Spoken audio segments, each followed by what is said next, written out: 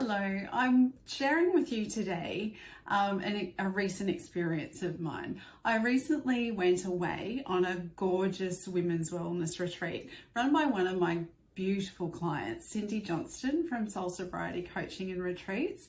It was held down in Berry in New South Wales, and it's just a glorious location. Stunning country, and then down the road to beautiful beaches. Couldn't ask for a better spot. So why am I talking about this? I'm talking about this because the focus of the weekend of the retreat was self-care, and it was amazing. The whole weekend I was surrounded by the most beautiful humans. Every woman on that retreat inspired me in some way, shape or form. They were all strong, they were intelligent, they were insightful, they were there for all the right reasons to reconnect with themselves and with other women on their own journeys within life, and in a completely supportive, loving, non-judgmental way. It was wonderful, and I came back completely elated from the experience. And so I'm talking about this today because what it has done for me is highlight through the journey of learning about self-care and how much I just don't practice any self-care is how important self-care is, but also how essential it is to be aware of your own self-talk and your thoughts, because they're so powerful. They can put you on a completely different trajectory. They can either elevate you or decimate you.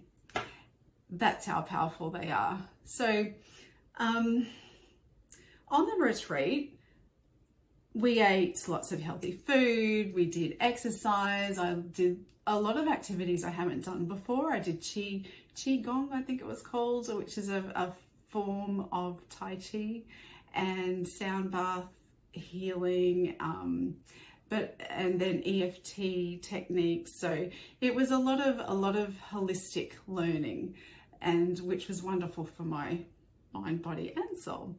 And so the retreat gave me such a good insight into the importance of self-care, which is what I've just said before. But coming home from that experience, I was on such a massive high. I was like, yes, I can do anything. I can conquer the world. My dreams, smashing them. No obstacles. Nothing's going to stand in my way. I am Wonder Woman. They're the thoughts that I was having. That's how powerful this weekend away with these beautiful women run by Cindy was for me. And I'm just so grateful that I got that experience. The interesting thing I found though was the change that happened for me, that I experienced. I don't know if any of the other women experienced this, but that feeling of elation for me lasted about 1 week, and then things changed.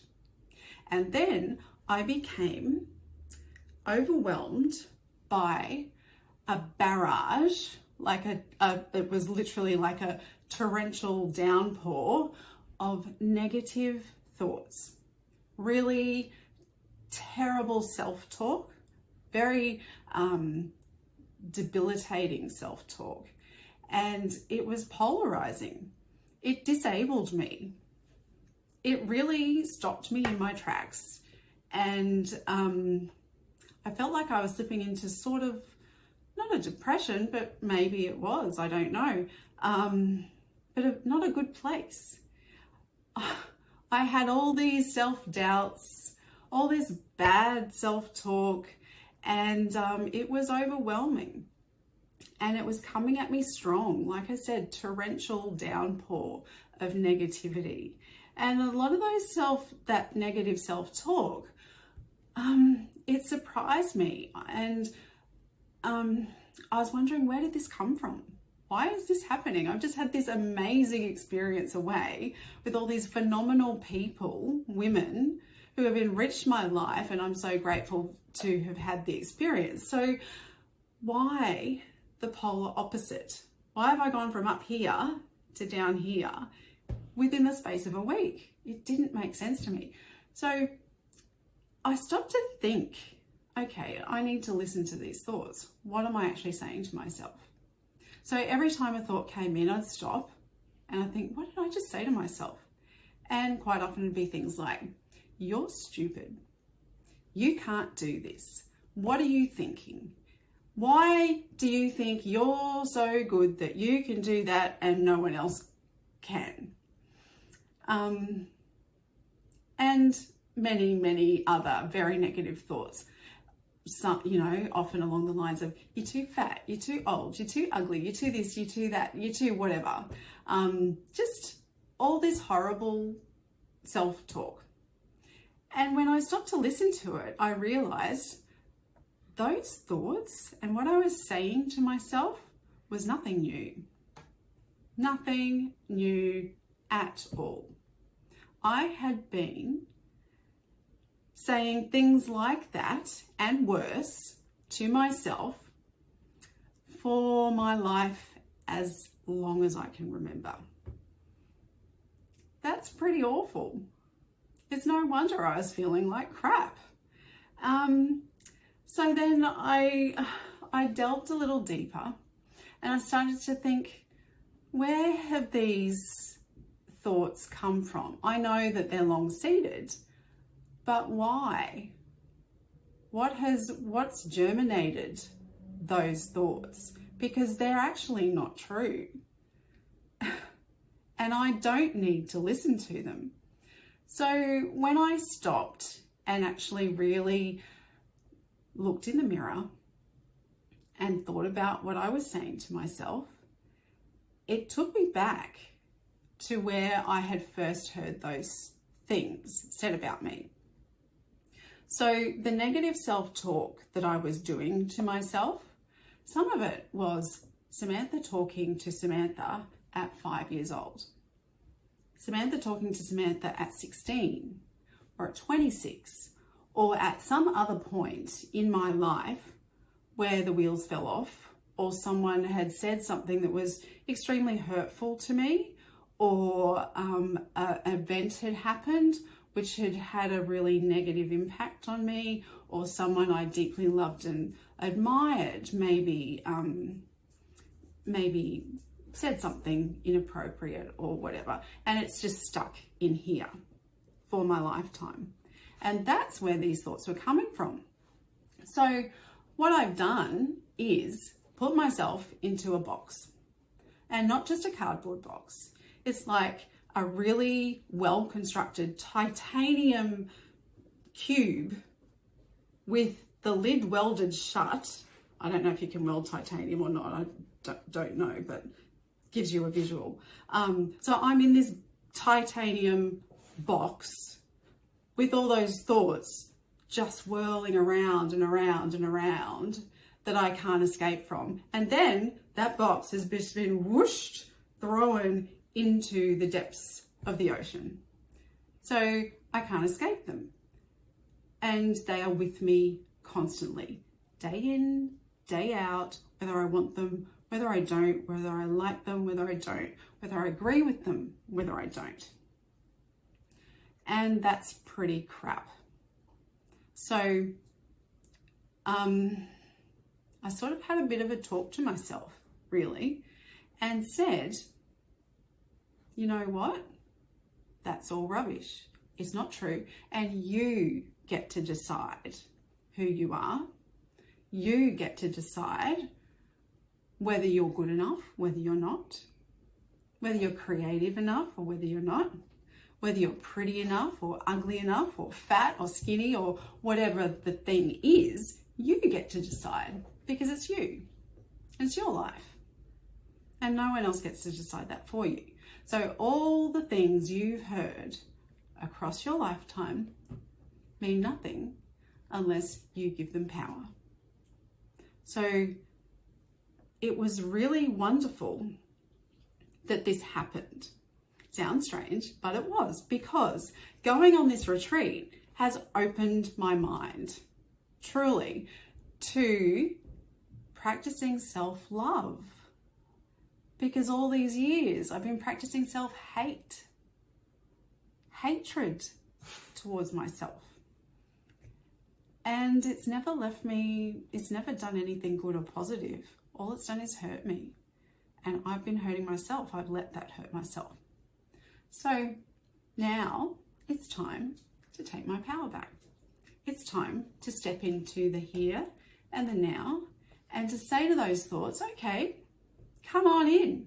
I acknowledge you, but that's rubbish and that's not true. And I understand that at some point you felt that, but that's not you. And that's not now. And I forgive you, I release you, off you go. You have no power over me anymore. Because I am amazing. And I can do anything that I put my mind to, and I'm going to do just that. And you're not going to stop me, not one little bit. So reaching that point for me was a real transformation. It really felt like a stepping into my own power, which I've been denying myself for my lifetime, which is stupid, really. But there you go. That was a negative self-talk, wasn't it? I just called myself stupid. It wasn't stupid. What I was doing was repeating a lifetime of habit. So now it's up to me to recognize when I am acting reactively, when I'm doing something because that's how it's always been done, when I'm thinking something that I have always thought, and then changing it up. Choosing my thoughts, choosing my reactions, and choosing my actions. So without having gone on this beautiful wellness retreat with Cindy, I would probably still be stuck talking down to myself, hating on myself, and disabling myself on a daily basis without even realizing it. So apart from healthy eating, exercise, gorgeous location, beautiful women, this retreat and spending time reconnecting with myself, doing work on my mindset, having positive thoughts and focusing on that, focusing on where I want to go, not where I've been, because I'm not there anymore. That's behind me. I've got this road to travel, and focusing on that, it's life-changing. It truly is. So I think doing things like the retreat, and if you can't do a retreat, you can practice self-care in other ways. You can, just be kind to yourself. I just, the other day, bought a pair of jeans from a clothing store that I stumbled across called Ganda Clothing.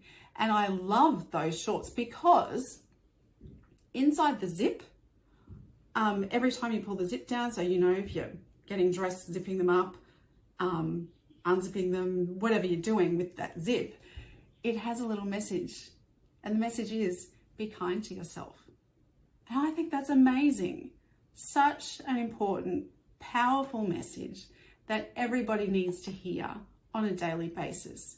So guess what? They're my new favorite shorts because they give me that message and that reminder every time I wear them. And they make me feel good. Whether I look good in them or not, according to other people, doesn't matter. They make me feel good. And part of that is because of the message they give me. So we need to concentrate on the message we give ourselves. It's so powerful, so impactful, so incredibly important. And I just think that every woman needs to step into her power. Every woman needs to support every other woman on their journey. We're all on different journeys because we're all beautifully unique individuals. We all have different skills, different interests, different loves, different whatever it is. And that just makes the world so interesting, doesn't it? And we need to support each other in that. and lift each other up when we're not having a great day or things aren't going the way we want. And so practicing self-care, connecting with other women, really trusting in your vision, trusting your heart and soul. You know, especially if you're a businesswoman and you have created this business you love, it's more than just a business to you. It's a part of you. You don't just get up and go do the job and then come home and get your paycheck at the end of the week. You're not on autopilot with this thing. You're in it, heart, soul, mind, body, grit, every single day. And it's a part of you, and it's a part of your life, and it's important. And hopefully it lights you up from inside and gives you the opportunity to make a real change in the world for other people. So you really need to treasure that and nurture that. You can't do that if you don't treasure and nurture yourself. So those elements, I think, in running a business are super essential. Can't do it without it. Well, you can if you're in the corporate crap hole, but no one wants to be there, do they? So do it this way. Do it with kindness, do it with love, do it with self-respect, do it with self-love. And also, importantly, do the work whether you want to or not. You know, not every work day is going to be great. Not every day is going to look the way you want it to look. It's not going to feel the way you want it to feel. You know, everything might fall to rubbish. And you might not just feel like doing things. But if you wait to feel like you want to do it, well, you might be waiting a very long time because that feeling may never come. And so what was initially a 5, 10, 15 minute, 20 minute, 1 hour job can potentially turn into a 3-week debacle where you have spent that entire time stuck up in your head talking to yourself about all the things you need to do, should do, want to do, got to do, all that stuff, procrastinating, and you could have had it done. I mean, isn't that a waste of time? Seriously, just do the work, whether you want to or not. Get in, do the work, get in, get out, done. No procrastination. Procrastination is stressful. You don't need more stress. Everyone's bangs on all the time about reducing stress. So reduce it simply by not procrastinating. So to do well in your business, connect with other women, practice self-care, tell yourself something wonderful about yourself every single day. Focus on your why and your journey.